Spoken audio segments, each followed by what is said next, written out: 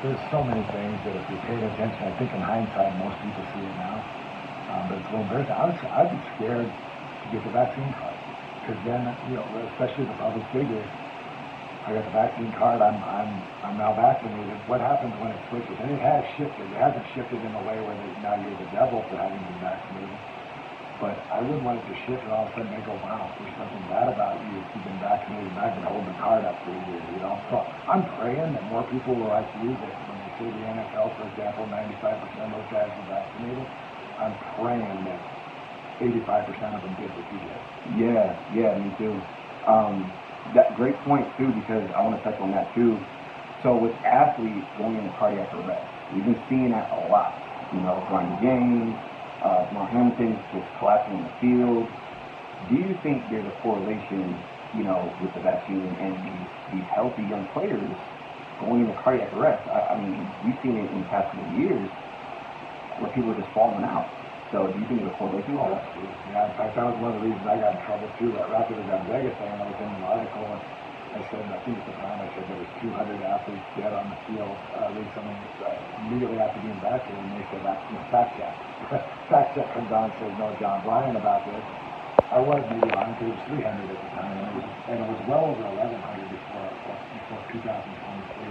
And I had the names of them, I had their obits, I had all these things so I could back it up if anybody wanted to see it. But yeah, it's definitely a correlation. And then Ed Dowd did the book Cause Unknown. Causes Unknown, Cause Unknown as the bestseller. Little book, and it takes about 45 minutes to read it. Same thing, pictures, faces of kids, of athletes, and you would all get guys that were evacuated and within 48 hours gone. In the same way, and that baseball player, Hammering Hank. He did a public service announcement, 4 shots, trying to get back to the American population to do it.